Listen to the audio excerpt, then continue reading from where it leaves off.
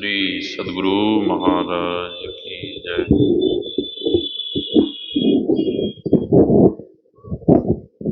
ठीक ठीक।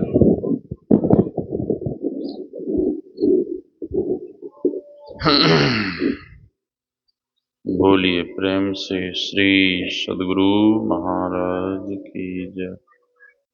श्री सद्गुरु महाराज की जय। श्री सद्गुरु महाराज की जय।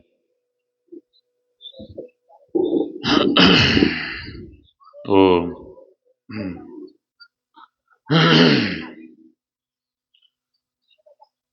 बोलिए प्रेम से श्री सद्गुरु महाराज की जय। श्री सद्गुरु महाराज की जय। श्री सद्गुरु महाराज की जय। ध्येयं सदा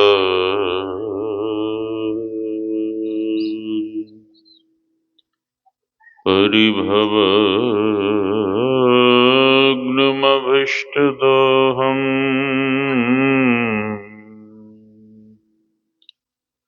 तीर्थास्पदं शिवविरञ्चि नुतं शरण्यम् मृत्यार्तिहं प्रणतपालभवाब्धिपोतम्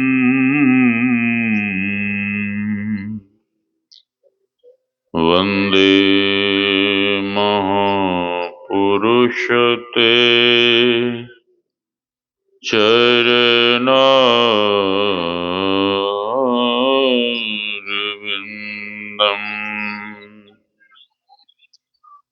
गुरुर्ब्रह्मा गुरुर्विष्णुः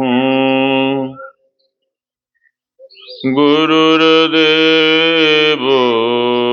महेश्वरः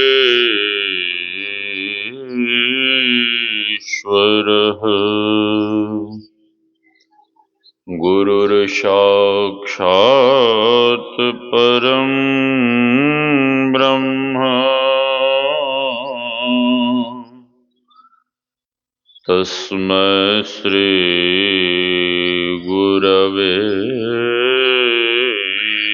नमः। धन्य धन्य सद्गुरु सुखदा महिमा कही न जाय।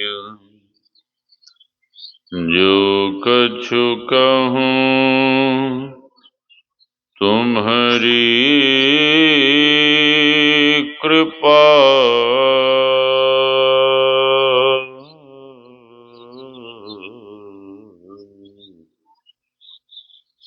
मोते कछु न बसाय। मेरा मुझ में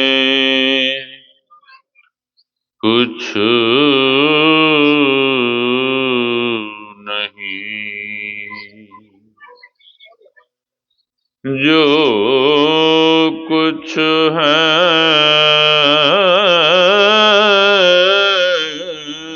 गुरु तोय।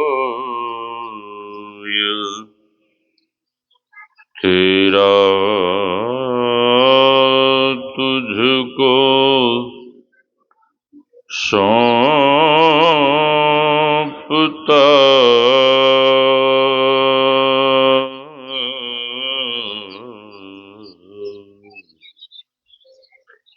क्या लगेगा मोर।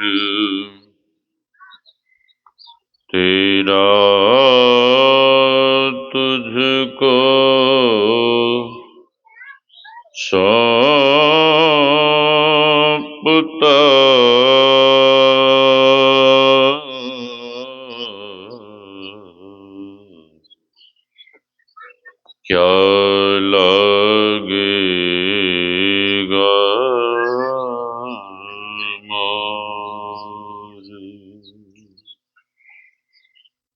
आसन पर आसीन परमाराध्य सद्गुरु महाराज के युगल चरणों में कोटि कोटि नमन। इस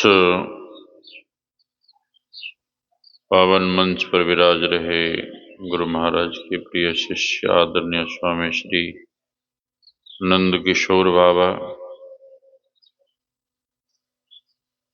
इस पावन ज्ञान यज्ञ में पधारे हुए पूज्य गुरुजन, सत्संग प्रेमी महानुभावों, माताओं एवं भक्तिमती बहनों, आप सबों के भीतर विराज रहे परमात्मा स्वरूप आत्मा को हम वंदन करते हैं। श्री राम मैं सब जग जानी, करों प्रणाम जोरि जुग पानी। यही भाव लिए हम आप सत्संग ज्ञान रूपी गंगा में अवगाहन कर अपने तन, मन और अंतःकरण को शुद्ध तथा पवित्र बनावे। अभी हम आप सुन रहे थे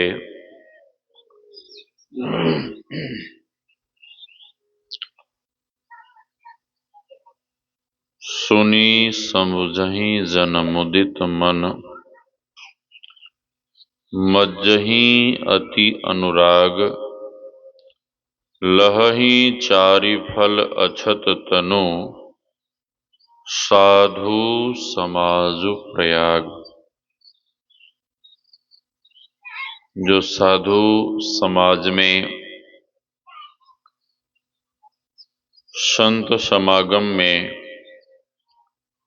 बैठकर संत महापुरुषों के उपदेशों को,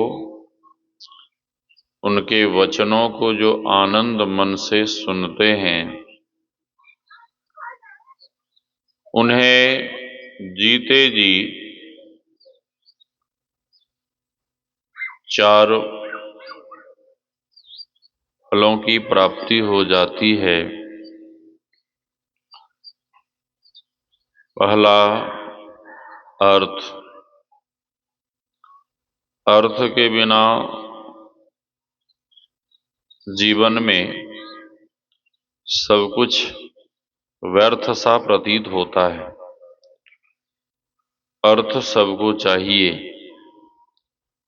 धर्म, प्रत्येक व्यक्ति धार्मिक होना चाहता है, धर्माचरण करना चाहता है, लेकिन धार्मिक मानव तभी बनेगा जब सत्संग करेगा। नहीं तो ये हमारी जो इंद्रियां हैं, ये विषयों की चोरी करती हैं। जिस चीज को नहीं देखना चाहिए, मानव उस चीज को भी जब सामने आ जाता है तो देखने लगता है। देखना नहीं चाहिए, देख रहा है, ये धर्म नहीं, ये अधर्म हो गया। अर्थ, धर्म, काम, जो भी मानव कामना करता है, उस कामना की यदि पूर्ति हो गई तो बहुत अच्छी बात है, और कामना की पूर्ति नहीं हुई तो मानव दुखी हो जाता है। और कामना की पूर्ति होगी सत्संग करने से। जो भी आप सदिच्छा, सद्भाव, शुभ कामना करेंगे, वह सब कुछ आपको प्राप्त होगा। और चौथा है मोक्ष। प्रत्येक मानव इस आवागमन से मुक्त होना चाहता है, इस आवागमन से छुटकारा पाना चाहता है, लेकिन बिना सत्संग किए, बिना ध्यान भजन किए इस आवागमन के चक्र से कोई छूट नहीं सकते।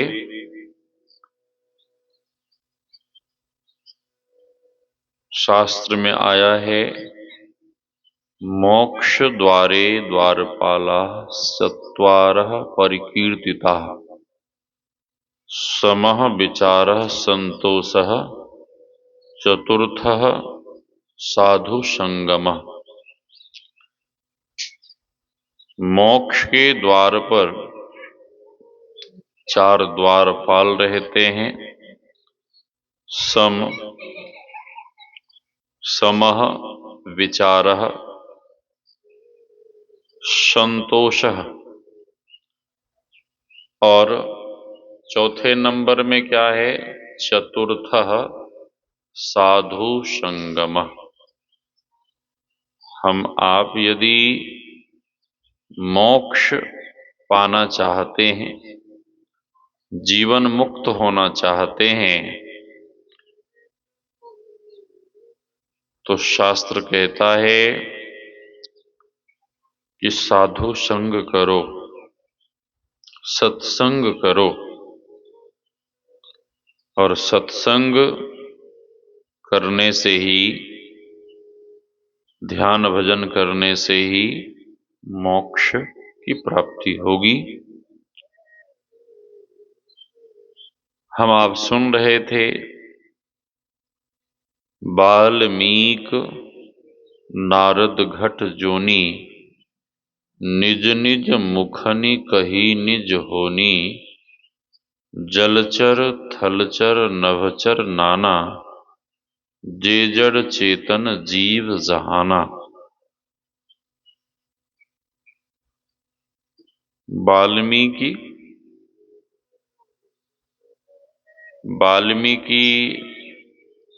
पूर्व जन्म में कौन थे? प्रमोद बाबू, वाल्मीकि जी महाराज पूर्व जन्म में कौन थे? रत्नाकर थे, हत्यारा थे।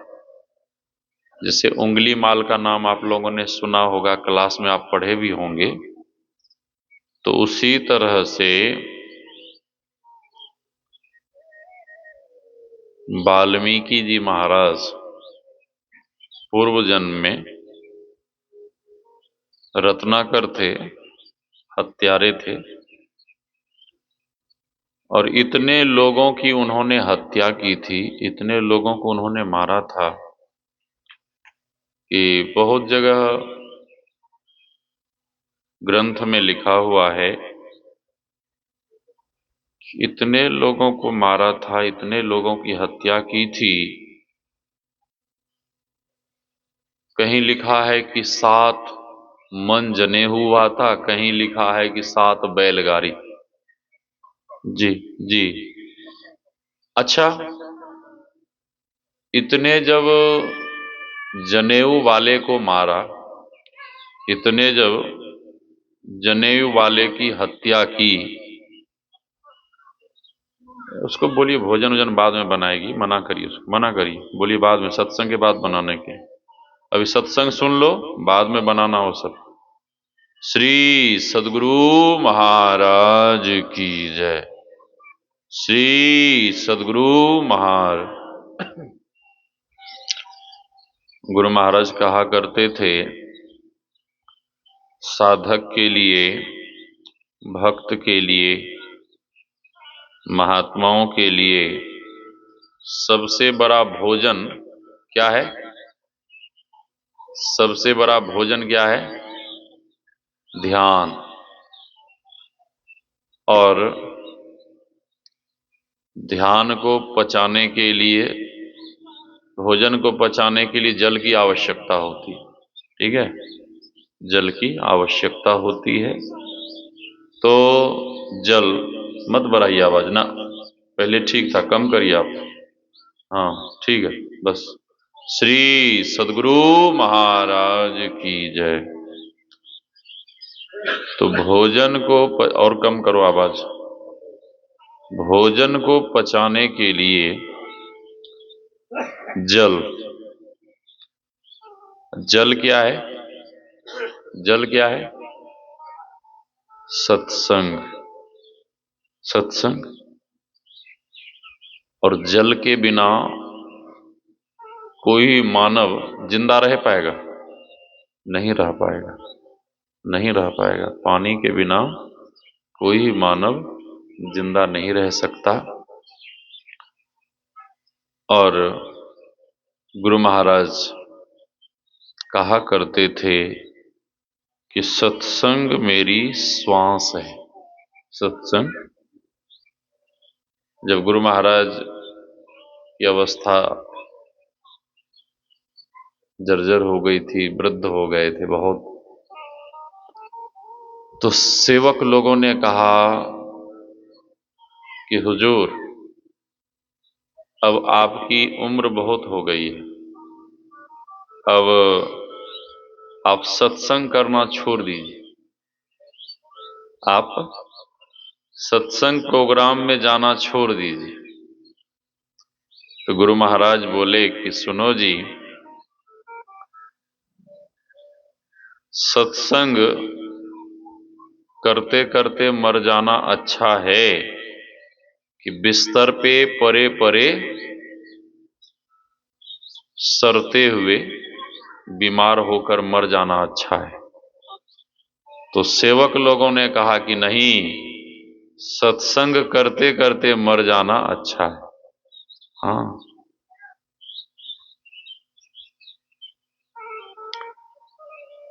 तो मैं कह रहा था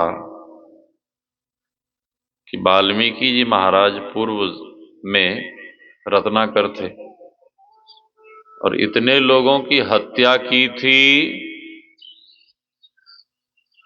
कि 7 बैलगाड़ी जनेऊ। अब जब इतने जनेऊ वाले की हत्या की थी तो बिना जनेऊ वाले कितने लोगों को मारा होगा? यहाँ जनेऊ वाले एक आध आदमी होंगे, ठीक है ना? हाँ हाँ, एक आध आदमी अभी जो यहाँ पे मौजूद हैं। लेकिन एक दिन संत देवर्षि नारद जी महाराज जा रहे थे, उधर से ही नारद जी महाराज जा रहे थे और नारद जी महाराज ने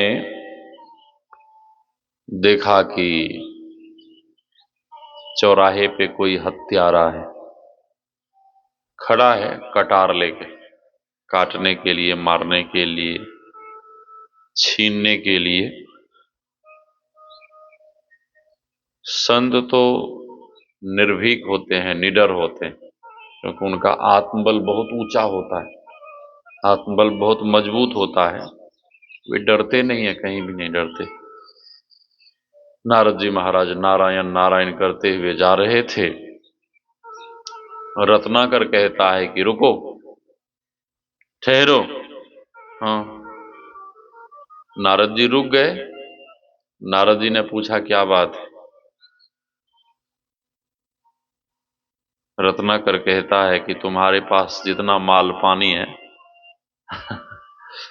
जितना रुपया पैसा है, हाँ, सोना चांदी धन जो भी है, मेरे हवाले कर दो, और नहीं तो देखो ये कटार, एक ही बार में गर्दन उड़ा दूंगा। हाँ।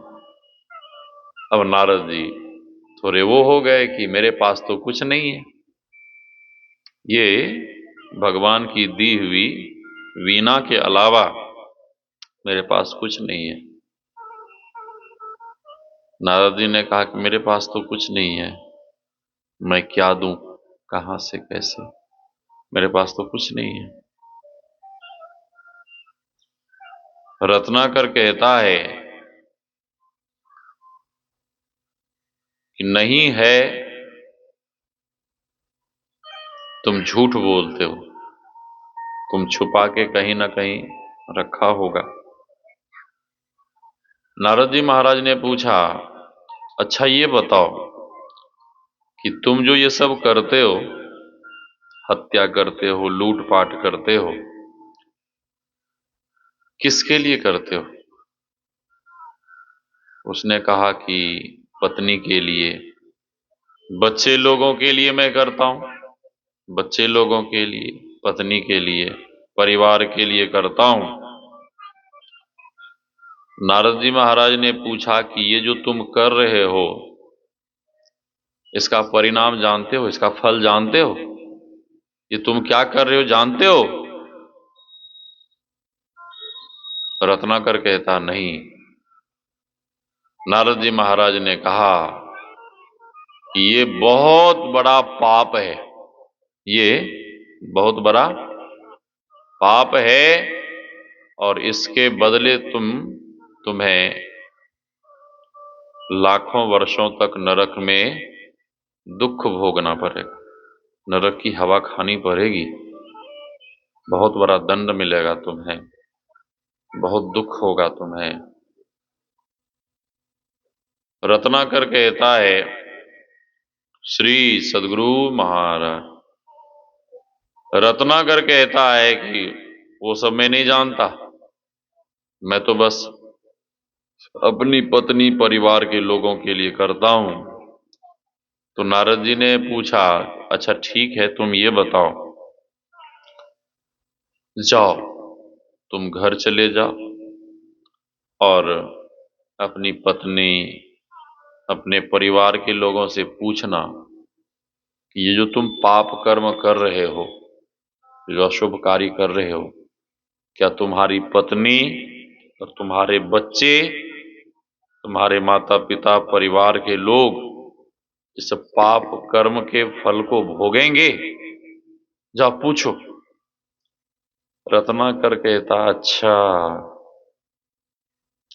हमें मूर्ख समझ रखा है, हम जाए पत्नी को पूछने के लिए, बच्चों को पूछने के लिए, और तुम इधर 9 2 11 हो जाओ।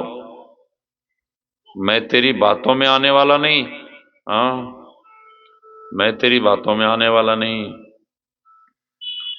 नारद जी महाराज ने कहा कि तुम्हें यदि मेरी बातों पे विश्वास नहीं है तो तुम हमें इस पेड़ से बांध दो, बांध दो, और जब तक तुम नहीं आओगे हम यहीं रहेंगे, हम नहीं जाएंगे, कहीं नहीं जाएंगे, हम यहीं रहेंगे।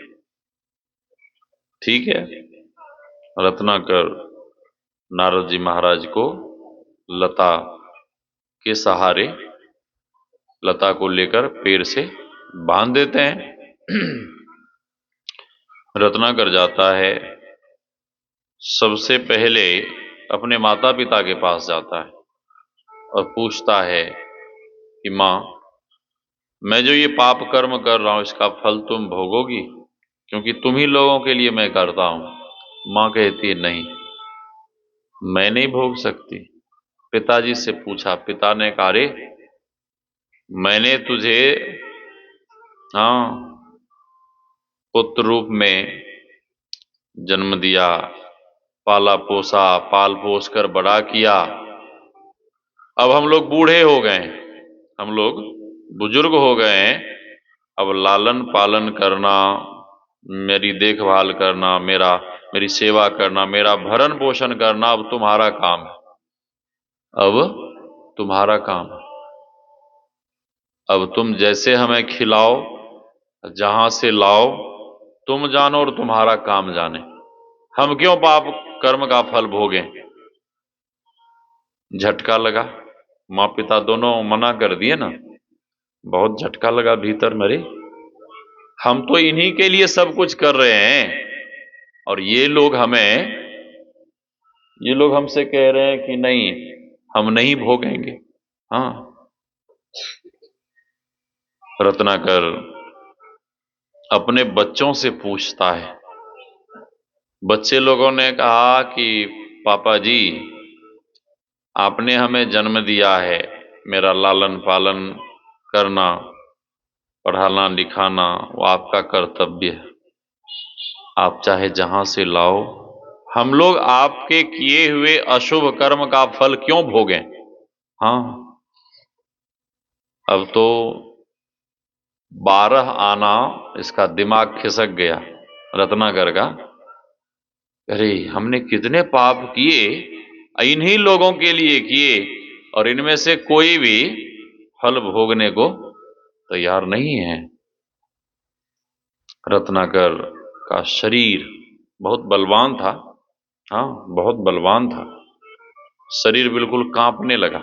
हाँ, कि मैंने कितने पाप किए और इन्हीं लोगों के लिए, और ये सारा पाप का फल हमें भोगना पड़ेगा।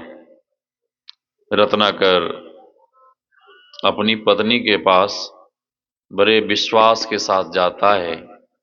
वो मेरी अर्धांगिनी है, मेरी पत्नी है, और वो जरूर मेरे किए हुए पाप कर्म का फल ज्यादा नहीं तो आधा तो जरूर भोगेगी, आधे पाप का फल जरूर भोग लेगी। विश्वास के साथ गई, पत्नी से कहता है कि देवी, हम दोनों जब प्रेम के डोर में बंधे थे तो यही तय हुआ था कि हम तुम्हारी रक्षा सुरक्षा करेंगे। तुमने भी संकल्प लिया था कि जीवन भर सेवा करूंगी। तो देवी, ऐसा ऐसा हमसे पाप हो गया है, क्या तुम पाप कर्म का फल भोगोगी? पत्नी मना कर दी। पत्नी कहती, ना, मैं तो आपकी सेवा कर ही रही हूं। अब पाप कर्म कर धन आप ला रहे हैं, गलत कर्म कर आप धन ला रहे हैं, तो मैं उसका फल क्यों भोगूं? आप जानो और आपका काम जाने। अब तो रत्नाकर बिल्कुल भयभीत होकर वहां से भागा, और भागता हुआ जाकर कटे वृक्ष के जैसे नारद जी महाराज के चरण में साष्टांग, कटे वृक्ष के जैसे पड़ गया, गिर गए, और चरण पकड़कर रोने लगा, जार बेजार होकर रोने लगा, और कहने लगा कि हे संत भगवान, न जाने अनजाने में अज्ञानतावश मैंने कितने अपराध किए, कितने पाप किए। इस पाप से बचने का कोई उपाय नहीं है। नारद जी महाराज कहते हैं कि तुम पहले मेरे बंधन को खोलो। नारद जी महाराज कहते हैं कि पहले मेरे बंधन को खोलो, और तुम हमें जब बंधन से मुक्त कर दोगे तो मैं भी तुम्हें इस आवागमन के बंधन से मुक्त कर दूंगा। संत देखिए कितने दयालु होते हैं, कितने कृपालु होते हैं। इतना पाप किया, इतना अशुभ कर्म किया, फिर भी जब संत के चरण में पड़कर रोने लगा, गुरु नानक देव जी महाराज कहते हैं, संत शरण जो जन परा सो जन उधरन हार, संत की निंदा नानका बहुरी बहुरी अवतार। नारद जी को दया आ गई, और नारद जी ने कहा कि तुम रो मत, तुम दुखी मत हो, पहले मेरे बंधन को खोलो। रोता हुआ उठा, रो भी रहा है और बंधन को भी खोल रहा है, रो भी रहा है और बंधन को भी खोल रहा है। बंधन को खोलने के बाद नारद जी के चरण को पकड़ लिया कि हे संत भगवान, मेरे उद्धार का मार्ग बताइए।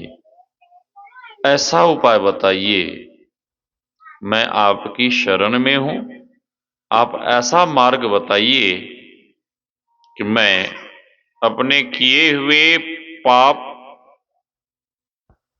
कर्म का जो फल है उससे मैं मुक्त हो पाऊं, मैं बच पाऊं। जब चरण पकड़कर बहुत रोने लगा तो नारद जी महाराज कहते हैं कि सुनो, सबसे पहले तुम जो ये गलत कार्य कर रहे थे, झूठ बोलते थे, चोरी करते थे, लूटपाट करते थे, हिंसा करते थे, व्यभिचार करते थे, इन पंच पाप को त्यागने का हमें वचन देना पड़ेगा। इस पंच पाप को त्यागने का हमें वचन देना पड़ेगा। रत्नाकर कहता है, हे संत भगवान, आप जो भी हमसे वचन मांगेंगे वह सब वचन, सारा वचन मैं देने को तैयार हूं। तो नारद जी ने कहा कि पहले वचन दो, अब से कभी भी तुम पाप कर्म नहीं करोगे। तो रत्नाकर कहता, ठीक है, मैंने वचन दे दिया। नारद जी ने देखा कि अब इसने वचन दे दिया है, तो नारद जी महाराज कहते हैं, ठीक है, जाओ नदी में स्नान कर जल्दी से आओ। स्नान किया और नारद जी महाराज के पास आया। वहीं जंगल में जंगली फल प्रसाद के रूप में और पुष्प सीक में पिरोकर माला, और नारद जी महाराज ने वहीं पर रत्नाकर को दीक्षा दी। दीक्षा, हाँ, दीक्षा। और दीक्षा लेकर रत्नाकर वहीं बैठकर भजन करने लगे। इतने तन्मय होकर भजन करने लगे, इतने तन्मय होकर ध्यान करने लगे कि ध्यान करते करते उनकी समाधि लग गई। समाधि, वर्षों उन्होंने तपस्या की, ध्यान किया, समाधि लग गई। और एक बल्मीक कीड़ा होता है जिसको यहाँ दीमक बोलते हैं ना, दीमक नहीं, दीमक। तो बल्मीक कीड़ा उनके पूरे शरीर को मिट्टी से ढक दिया। हाँ, मिट्टी से पूरे शरीर को ढक दिया और ध्यान करते करते उन्होंने भीतर में परमात्मा का साक्षात्कार किया। भीतर में उन्हें भगवान के दर्शन हुए, और जब भीतर में उन्हें भगवान के दर्शन हुए तो बाद में फिर भगवान भी सगुण रूप में उन्हें दर्शन देने आए। और बल्मीक जो कीड़े होते हैं ना, उसने जब मिट्टी से पूरा ढक दिया, इसीलिए उनका नाम क्या पड़ा? वाल्मीकि, महर्षि वाल्मीकि। हाँ, वाल्मीकि नारद घट जोनी, निज निज मुखनि कही निज होनी, जलचर थलचर नभचर नाना, जे जड़ चेतन जीव जहाना। आगे है मति कीरति गति भूति भलाई, जब जेहि जतन जहां जेहि पाई, सो जानव सतसंग प्रभाऊ, लोकहु वेद न आनो पाओ। यह सत्संग के प्रभाव से जानना चाहिए, सत्संग के प्रभाव से जानना चाहिए। लेकिन सत्संग दो तरह के, गुरुदेव कहते हैं धर्म कथा बाहर सत्संगा। ये हम आप बाहरी सत्संग में बैठे हैं, और अंतर सत्संग क्या है? अंतर सत्संग ध्यान अभंगा। बाहरी सत्संग से हम आप आंतरिक साधना के लिए, आंतरिक सत्संग के लिए हम आप प्रेरित होते हैं, हम आपको प्रेरणा मिलता है। और जब तक बाहरी सत्संग नहीं करेंगे, बड़े बड़े ज्ञानी ध्यानी संत महापुरुष तपस्वी, हम आपने सुना है कई बार रामचरितमानस में, जीवन मुक्त ब्रह्म पर चरित सुनहि तजी ध्यान। तजी ध्यान क्या है? क्या मतलब हुआ? हाँ हाँ, ध्यान को छोड़कर, समाधि को छोड़कर जब उन्हें पता लगता है कि मिर्चावारी में सत्संग हो रहा है, तो वे समाधि के सुख को छोड़कर दौरे दौरे भागे भागे कहां जाते हैं? सत्संग में। सत्संग में भागे भागे पहुंच जाते हैं। चरित सुनहि तज ध्यान। लेकिन आज एक बच्चा कह रहा था कि सत्संग के लिए निमंत्रण नहीं आया है। हमने कहा कि वहां राकेश की शादी होने वाली नहीं है, जब उसकी शादी होगी, विवाह होगा, तब तुम्हारे यहां निमंत्रण आएगा, ठीक है?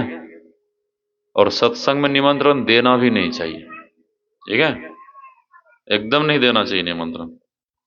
जिसको सुनना होगा वो अपने आएंगे, बिल्कुल निमंत्रण नहीं देना चाहिए सत्संग। जो कहते हैं कि हमें निमंत्रण नहीं मिला, वे कहने के लिए सत्संगी हो सकते हैं, कहने के लिए भक्त हो सकते हैं, ठीक है? जब बाबा तुलसी ने लिख दिया कि सत्संग के नाम पर बड़े बड़े तपस्वी योगी ज्ञानी ध्यानी, उन्हें केवल ये पता लगता था कि फलाने जगह सत्संग हो रहा है, तो वो दौरे दौरे भागे भागे एकदम जिज्ञासु बनकर, पिपासु बनकर भागे भागे वहां पहुंच जाते थे। लेकिन आजकल लोग क्या खोजते हैं? निमंत्रण। निमंत्रण तो विवाह शादी में, हाँ, या और कोई अन्य कार्यक्रम होता है तो उसमें खोजा जाता है। सत्संग में भी जो निमंत्रण खोजते हैं, इसका मतलब वो नाम के सत्संगी, काम के नहीं है, हाँ, नाम के, ठीक है? हाँ। सनकादिक ऋषियों ने देवर्षि नारद जी महाराज ने सनकादिक ऋषियों से पूछा कि इस सत्संग को सुनकर कैसे कैसे पापी तरते हैं, कैसे कैसे पापी तरते हैं? हाँ, कैसे कैसे पापी तरते हैं?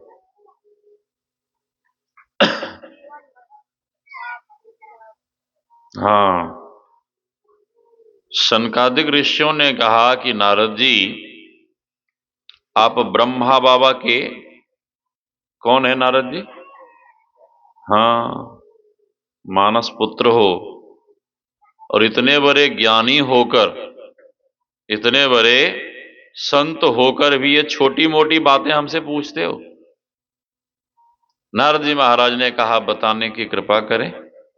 सनकादिक ऋषियों ने कहा कि आप यदि सुनना ही चाहते हो तो मैं सुना देता हूं। सुनाइए महाराज।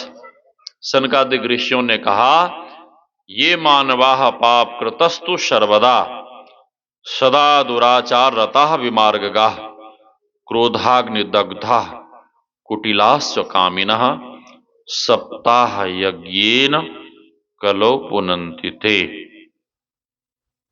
सनकादिक ऋषियों ने कहा कि नारद जी, जिन्होंने जीवन में पाप के अतिरिक्त और कुछ भी नहीं किए हों, ऐसा परम पापी भी खूब मन लगाकर 1 सप्ताह तक सत्संग सुन ले तो सत्संग के प्रभाव से ऐसा परम पापी भी पावन हो जाएगा, पवित्र हो जाएगा।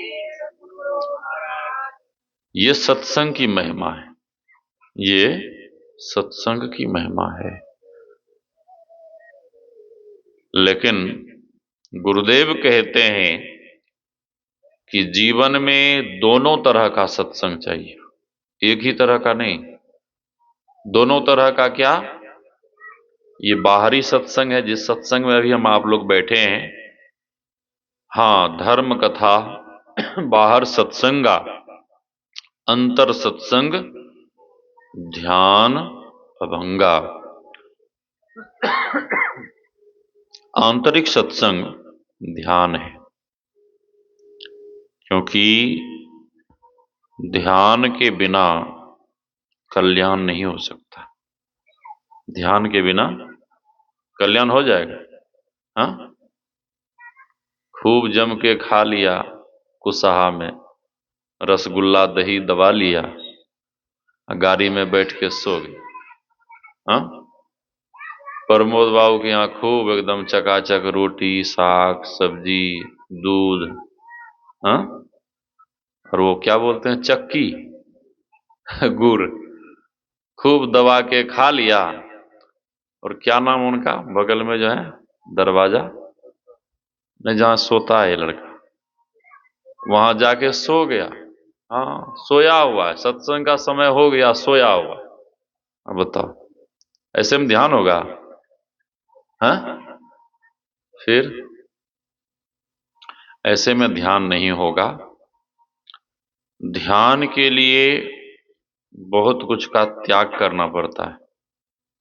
ध्यान के लिए बहुत चीजों का त्याग करना पड़ता है, और जब तक जीवन में त्याग नहीं होगा तब तक ध्यान नहीं होगा। और ध्यान करने के लिए सबसे पहले आहार शुद्ध होना चाहिए। सबसे पहले शरीर शुद्धि, फिर आहार शुद्धि। जब तक आहार शुद्ध आहार आप ग्रहण नहीं करेंगे। आज मक्की की रोटी कौन बनाई थी? कौन माता जी? लंबी जैसी जो माता जी गई थी वो? हाँ, सुनिए, मैं अपने हृदय की बात बता रहा हूं, ठीक है? इसकी लाइट को बंद कर दीजिए, आंख को छू रही है। श्री सदगुरु महाराज की जय। हाँ ठीक है रनन जी। जैसा खाओ अन्न वैसा होवे, जैसा पियो पानी, जैसा पियोगे पानी वैसी होगी वाणी, और जैसे का करोगे संग वैसा चढ़ेगा रंग। आपको भी याद है बाबा? वो तो सुन ही नहीं रहे। श्री सदगुरु बाबा सुन ही नहीं रहे। हम बोल रहे हैं तो कहते हैं जी श्री सदगुरु महाराज। ठीक है, बढ़िया है बाबा, नहीं सुनते हैं तो अच्छा है। ये सुनते ना तो पता नहीं क्या होता पूरा बाबा का ब्लड प्रेशर बढ़ा रहा था एकदम से। श्री सदगुरु महाराज। तो जैसा आप अन्न खाएंगे वैसा ही आपका मन हो जाएगा। और मैं आज सत्य कहता हूं कि मैंने भोजन किया और भोजन के बाद हमें विश्राम करने की इच्छा थी, लेकिन मैं विश्राम नहीं कर पाया और भजन करने की इच्छा भीतर में होने लगी, ध्यान करने की इच्छा होने लगी। और मेरे मन में बार बार ये विचार आया कि लगता है कि जिस किसी ने भी भोजन बनाया, जिस किसी ने भी भोजन प्रसाद बनाया, वो बहुत भक्ति भाव से, बहुत श्रद्धा से, हाँ, आप जैसे तैसे मन से भोजन बनाएं और उस भोजन को ग्रहण करिए, तो भजन के समय भी आपके भीतर जैसा तैसा विचार आएगा। सही बात है बाबा। हाँ, मैं जहां से आ रहा हूं प्रोग्राम में से एक घर में गया, वहां मैं खूब बढ़िया काजू और ड्राई फ्रूट जो भी था खिलाया, और भी कुछ दिया था वो सब मैं नहीं खाया, थोड़ा सा मैं ड्राई फ्रूट खाया। फिर बाद में भोजन भी किया और रात्रि में जब सत्संग ध्यान के बाद विश्राम के लिए गया तो बहुत ही गलत स्वप्न हुआ, बहुत बहुत ही डरावना स्वप्न। और स्वप्न की हमें सारी बातें याद रही, हमें ब्रह्मचारी लोगों को सुनाया भी कि ऐसा ऐसा मैंने डरावना स्वप्न देखा। और मेरे मन में हो गया कि ये भोजन में दोष था, या जो भी मैंने कुछ खाया ग्रहण किया उसमें दोष था, और वही दोष होने के कारण ये डरावना स्वप्न हुआ। तो जैसे तैसे आप आहार को ग्रहण करेंगे, भोजन को ग्रहण करेंगे, तो ध्यान के समय आपके भीतर जैसा तैसा विचार आएगा, जैसा तैसा विचार आएगा। इसीलिए जब भी आपके घर में भोजन बनता है, जो भी माताएं बहनें भोजन बनाती हैं, उन्हें प्रेम से हाथ जोड़कर समझा दीजिए कि भोजन बनाने के समय सबसे पहले तो पवित्र होकर भोजन बनाना चाहिए, पवित्र होकर, बढ़िया से चौका लगा के बढ़िया से पवित्र होकर। लेकिन आजकल की माताएं बहनें क्या करती हैं, वो जगती हैं और ब्रश भी नहीं करती हैं, नहाती भी नहीं हैं, और सीधे वो चूल्हा में आग बाल के भोजन चढ़ा देती हैं, दाल पकने के लिए रख देती हैं। दाल भी पक रहा है, ब्रश भी कर रही है, फिर चूल्हे में आंच भी लगा रही है। हाँ, जी जी जी, श्री सदगुरु महाराज। कई घरों में मैंने देखा है कई घरों में मैंने देखा है कि माताएं बहनें भोजन भी बनाती हैं और उधर बिस्किट का पैकेट फाड़ के बिस्किट भी खा रही हैं, चिप्स भी खा रही हैं, और उधर कलछी भी घुमा रही हैं, भोजन में कलछी घुमा रही हैं। हाँ, तो ये क्या हुआ, ये पवित्र भोजन हुआ कि अपवित्र? हाँ, और इस अपवित्र भोजन को जब आप ग्रहण करेंगे तो भजन में मन लगेगा? कभी नहीं लगेगा, कभी नहीं लगेगा। आपके भीतर अपवित्र भाव, बुरे विचार, गलत भाव आएगा, और भजन करने के लिए बैठेंगे तो बिल्कुल भजन में मन नहीं लगेगा। इसीलिए सबसे पहले आहार शुद्धि होना चाहिए, शुद्ध भोजन ग्रहण करना चाहिए। और भोजन जब आपके घर में बने तो सबसे पहले वो भोजन अपने इष्ट भगवान को अर्पण करिए, उन्हें अर्पण करिए, भोग लगाइए। तो अर्पण करने से क्या होगा, उस अन्न में जो भी दोष है, उस भोजन में जो भी दोष है, वो दोष समाप्त हो जाएगा, दोष समाप्त हो जाएगा। और वो भोजन भोग लगाने के बाद भोजन नहीं रह जाएगा, वो भोजन क्या हो जाएगा? प्रसाद हो जाएगा। ईंट हटा दो, चोट लग जाएगी किसी को, ईंट हटा वहां से। श्री सद्गुरु महाराज की जय। भोजन, वह भोजन प्रसाद हो जाएगा। और उस भोजन प्रसाद को जब आप ग्रहण करेंगे, उस भोजन प्रसाद को यदि कोई दुर्जन खाया तो सज्जन बन जाएगा, और सज्जन खाया तो क्या बन जाएगा? क्या बन जाएगा? भक्त बन जाएगा। और भक्त साधक जैसे ही उस भोजन को ग्रहण करेगा तो उस भोजन प्रसाद की ऐसी महिमा है कि वह साधक, वह भक्त तत्काल भक्ति में लीन हो जाएगा। भोजन ग्रहण करने के साथ ही उसके मन में होगा कि हम भजन में बैठ जाएं, ध्यान में लग जाएं।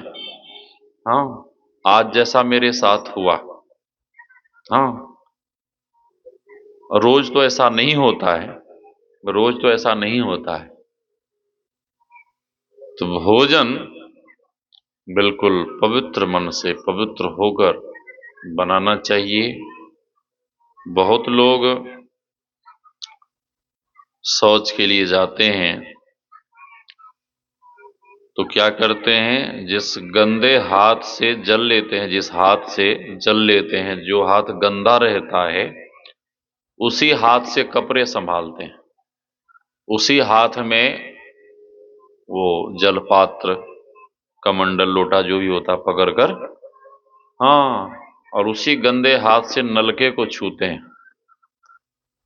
इसलिए मैं नलके पे कभी भी मैं जाता हूं तो पहले नलके के हैंडल को धुलवाता हूं, उसके हथरे को धुलवाता हूं मिट्टी से, सरफ से, फिर उसको स्पर्श, बच्चे लोगों को भी बोलता हूं, ब्रह्मचारी लोगों को, पहले उसका हैंडल भेजिए, बच्चे लोग भगाइए यहां से। श्री सद्गुरु महाराज की जय। बाहर भी हल्ला कर रहा है, उसको शांत करिए बच्चा को बाबा। दरवाजा पे ही बच्चा हल्ला कर रहा है, आपके ही दरवाजा पे। श्री सद्गुरु महाराज।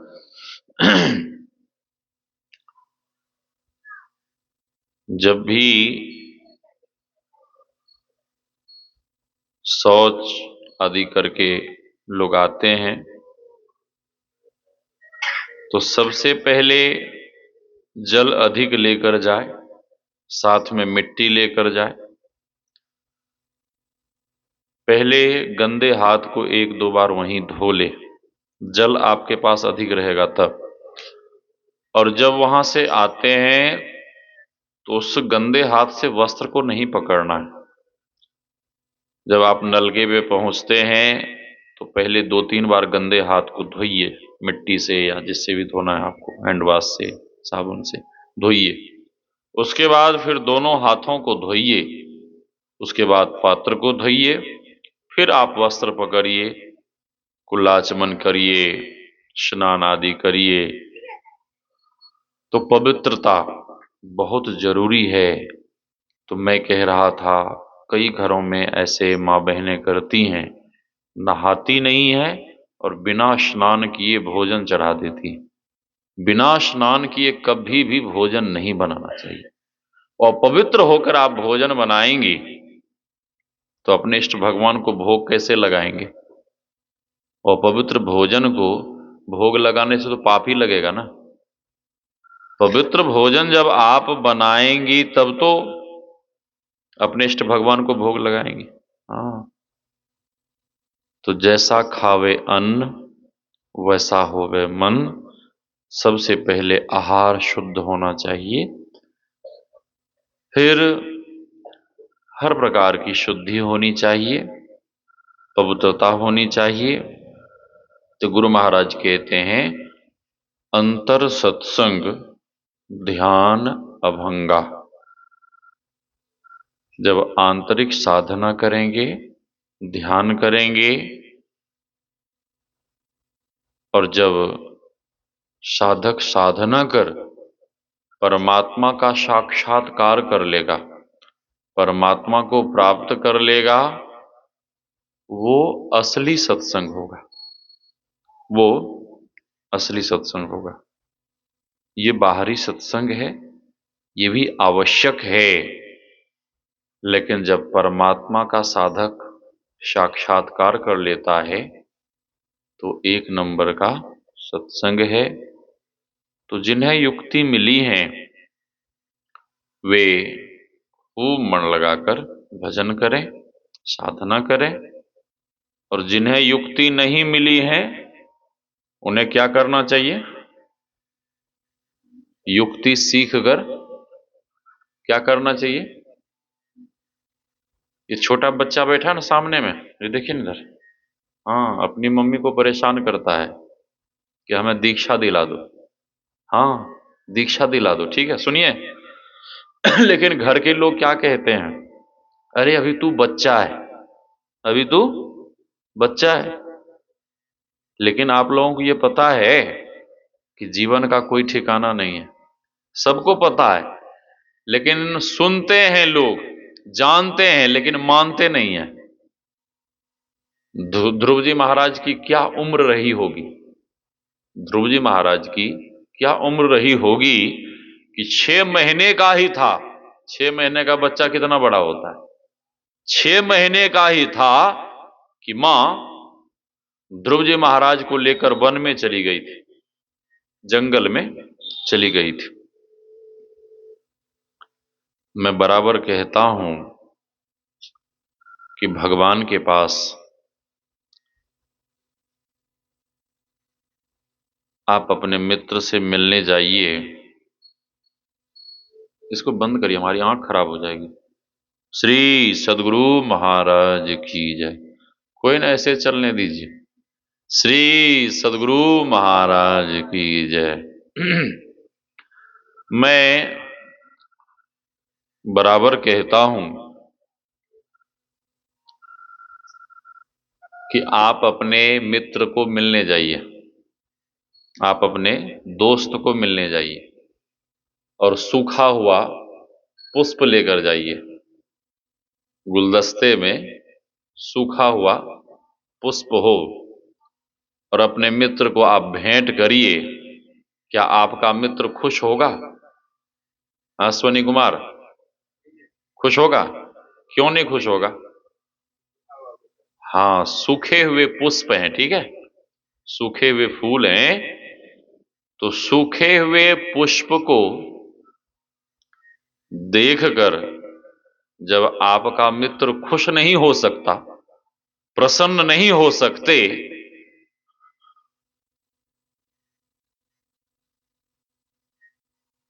यदि आप खिले हुए ताजे ताजे पुष्प अपने मित्र को भेंट करिए तो मित्र बहुत खुश होगा, बहुत प्रसन्न होगा कि मेरा मित्र ताजा ताजा पुष्प लेकर आया है, ठीक है, ताजा ताजा पुष्प लेकर आया, बहुत खुश होगा, बहुत प्रसन्न होगा। ये बुढ़ापा क्या है पता है? हैं? सूखा पुष्प, इसीलिए बाबा को चिढ़ाता है। श्री सद्गुरु महाराज, ये बाबा को चिढ़ाते रहता है। तो मैं बोलता हूं, अरे बुजुर्ग लोगों से आशीर्वाद लो, बुजुर्ग लोगों का सम्मान करो। लेकिन ये बच्चे लोग भी अपना संस्कार लेके आए हैं पूर्व जन्म का। हाँ, श्री सद्गुरु महाराज की जय। बड़े बूढ़ों का सम्मान करना चाहिए, उनसे आशीष लेना चाहिए, उन्हें चिढ़ाना नहीं चाहिए, उन्हें दुखी नहीं करना चाहिए। हाँ, खिले हुए पुष्प जैसे ही आप अपने मित्र को भेंट करते हैं तो आपका मित्र खुश हो जाता है। बुढ़ापा, जो बुढ़ापा है ना, मुरझाए हुए पुष्प के जैसा है, ठीक है। हाँ, वृद्धावस्था। बचपन क्या है? हाँ, बचपन खिला हुआ पुष्प, खिले हुए पुष्प के जैसा, ठीक है। और बचपन से जो भजन करते हैं, बचपन से जो ध्यान करते हैं, उस पर परमात्मा विशेष खुश होते हैं, विशेष प्रसन्न होते हैं। इसलिए बचपन से ही ध्यान में लग जाना चाहिए, बचपन से ही भजन में लग जाना चाहिए।